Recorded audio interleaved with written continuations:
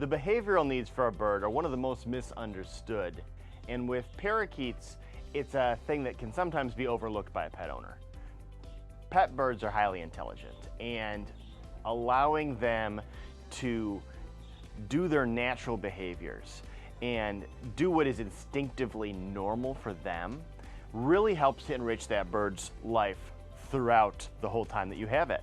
So when we think about behavioral needs, playing, using toys, like that's probably the largest aspect to the behavior.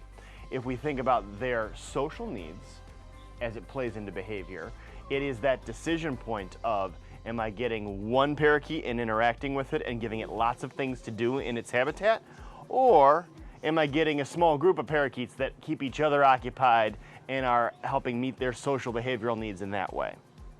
So that is a decision point to have. But regardless of whether you have one bird or you have multiple birds, we do have to think about what is each type of category that meets the behavioral needs of a pet like that. So when we think of toys, we break toys down into three groups. As we discussed in nutrition, and it's also an element of maintenance, but birds use their beak in the wild as a tool. And so the beak constantly grows, and it is in the bird's natural behavior to gnaw on things with their beak. So we have a variety of what they call gnawing toys, toys that are going to allow the bird to chew on stuff. Those are normally going to be toys that are made out of wood. So you've got this one here where it's thin, multicolored pieces of wood that are suspended so it swings, it's interesting. You have to make sure that you put toys at a point where your bird can access the toys. So if it's going to intersect a perch, so the bird can stand on the perch and then pick at the toy, that's one way to make sure the bird actually gets to it. Some birds will climb around the dimensions of their cage and then hang down to access their toys if it's a toy that they particularly like. But initially, you do want to make sure that the bird has physical access to the toy that's not too hard to reach. So what should happen to this if the bird likes it is it should get chewed up.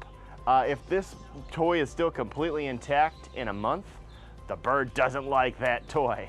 So it's very important that you recognize that as well. He's not gnawing on his gnawing toy. You can move the location around a little bit and see if that makes a difference, but it's probably time to get him a new one if the toy is still unused, unchewed in that first month.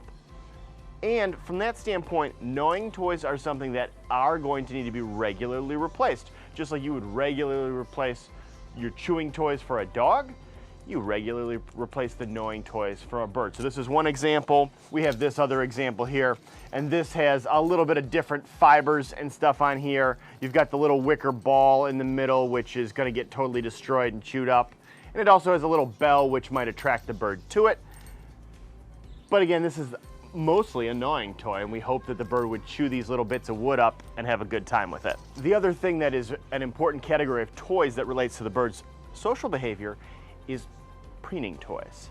So birds in the wild, parakeets in the wild, they exist in very large flocks, and as part of their social behavior, they preen each other. They actually groom each other's feathers. And particularly because birds in captivity are going through a continuous molt where they're getting new feathers all the time, preening behavior is very important for that bird, for its feathers to feel healthy. But what can happen, particularly if you have only one or two birds, is if they don't have other things to kind of focus their preening energy on, a bird in captivity might actually over-preen and go plucking out all their feathers, so now you have this mostly naked bird. It's a thing that happens with larger parrots often, and it's a sign that maybe some of their mental social needs are not being met, and they just kind of go crazy and they start pulling their feathers out. So to head that off, we want to make sure we provide for this social emotional need. So they have preening toys. So this is the most basic, where it's basically untied rope, like unwoven rope, and as the bird preens this, it's going to fluff up and then it's going to get ripped apart, and that's how you know they like that toy. So this is one version of it. I think this is my favorite preening toy for a parakeet because it features that very similar type of rope that I just showed you, but it's also got the colorful beads on there. Birds are attracted to color. Birds see a more vivid range of color than people do. So this is a great preening toy for a parakeet. And again, you want them to shred this sucker up and have it be something that needs to be replaced, that's how you know that they're enjoying it. We also have this one here. This one is got a leather rope on there to hang it with, and then it's got a little wood in the middle, again with the beads and the ropes, and that's just a fun thing for your parakeet to gnaw on and also preen with. So preening toys, that's a big deal there. As we discussed when we were talking about nutrition, in the wild, birds don't get to just eat food out of a dish. They have to work for their food. They have to forage for their food. So you had those treat sticks that are part of their behavioral needs where they're allowed to like pull the seeds off the stick, but there are also interactive toys that encourage foraging. So this is an example of a foraging toy where you as the pet owner, if you know your bird likes a particular seed or a particular color pellet or a particular fruit or freeze-dried fruit, you can actually tuck it in these little cups. Again, this will hang, and it's helpful if this lower part is near a perch. And what happens here is that you will let your bird watch you put a treat in the cup. So we know our parakeets like millet. That's usually a pretty good one to start with. So maybe take a couple pieces of the millet, put it in there. And then we hang this. Again, the perch is probably right about here. And what having the perch there does is it allows the bird to kind of like prop this thing up. They can choose how they want to pick it up. And eventually they're going to manipulate it so this cup opens up and allows the bird in there to get the toy out, or to get the treat out. And that will occupy a lot of their mental energy, and that will give the bird some mental stimulation and help with that, that behavioral need that they have to forage. And there are lots of other versions of this. There will be some toys that look like almost like a piñata that you can put little treats in, and then the bird will shred out the piñata to get the treats out. All of those are examples of foraging toys. Along the lines of interactive toys, you also have bells. Parakeets like bells quite a bit. So this thing just mounts to the side of the cage and they can ding the bell, and that's a good thing. This is a pretty interesting thing. It's a tabletop toy. You could also put it in the bottom of your bird's cage, but it will roll, and this is basically a perch. And so some birds will actually figure out the rhythm of how they flap their wings to make the whole skateboard roll, which is pretty cool. And sometimes it'll just be like, well, I want my bird out and I want to be able to set him down, and I have this little thing to do it on. But this is a fun little interactive toy you can use with your parakeet. Parakeets will get up into the trees if they're startled.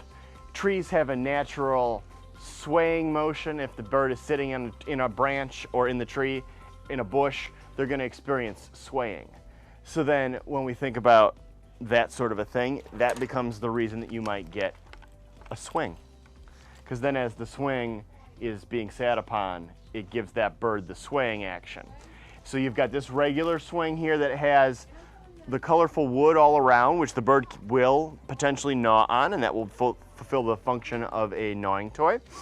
And then you also have, this is like a preening swing. So it's got all this felt that the bird will chew up as they swing. So that's kind of fun and interesting. And then you also have ladders, because climbing is a behavior that birds do. So this can be from the floor to a perch, or from one perch to another perch, or from the top of the cage to a perch. It's got hooks at the end so you can attach it to a variety of things. And you know, eventually this is wood too. So sometimes the parakeet will decide to gnaw up their ladder that's functionally wearing down the beak. That's okay, just get a new ladder. They're not expensive.